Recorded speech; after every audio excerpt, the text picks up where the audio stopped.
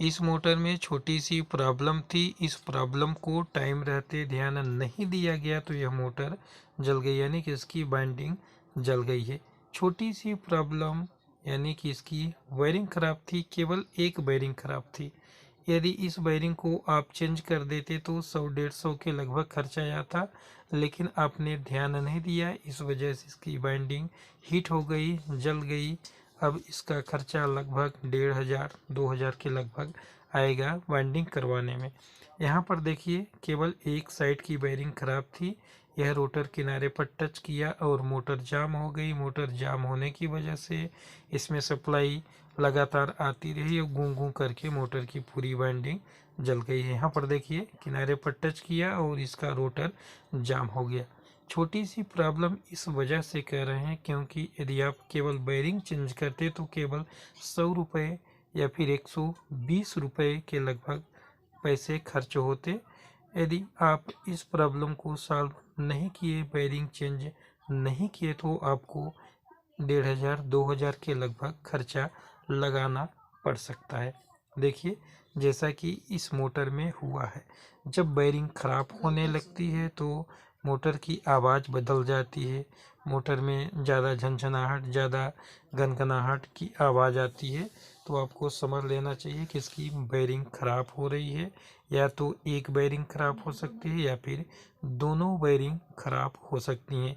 इस मोटर की केवल एक बेयरिंग खराब थी, इस वजह से यह रोटर एक किनारे पर टच किया और मोटर हीट होकर के मोटर जल गई। आपको भी इसी तरह से ध्यान देना है। देखिए इसमें कितना खर्चा आ गया। इसकी वाटर सील भी फूट गई और इस साइड का जो पंखी है, इम्पेलर यहाँ पर जो लगा होता है इस बेयरिंग को चेंज करने में, यह भी फूट गया। यानी कि पहले तो यह मोटर जली। मोटर की वाइंडिंग करने के लिए, मोटर की बेयरिंग चेंज करने के लिए इस मोटर को ओपन कर रहे थे तो इसकी पंखी भी फूट गई। यानी कि 300-350-400 के लगभग यही इम्पेलर आ गया।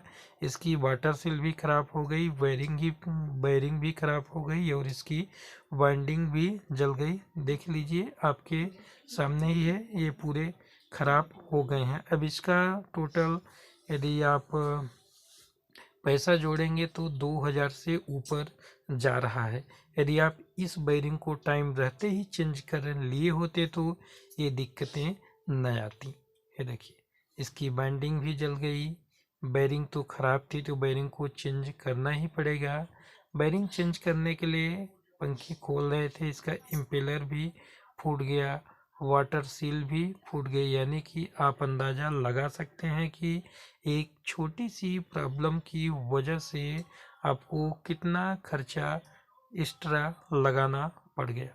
इस तरह से आपको किसी भी मोटर में यदि आवाज़ आने लगे, मोटर गूं गूं करे, न चले, तो आपको ज़बरदस्ती नहीं चलाना है।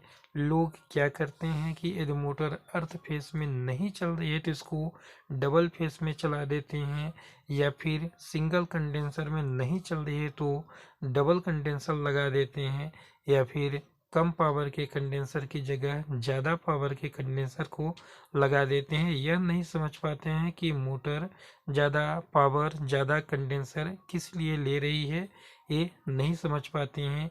इसी वजह से इनको ज़्यादा खर्चा उठाना पड़ जाता है, ज़्यादा नुकसान उठाना पड़ सकता है।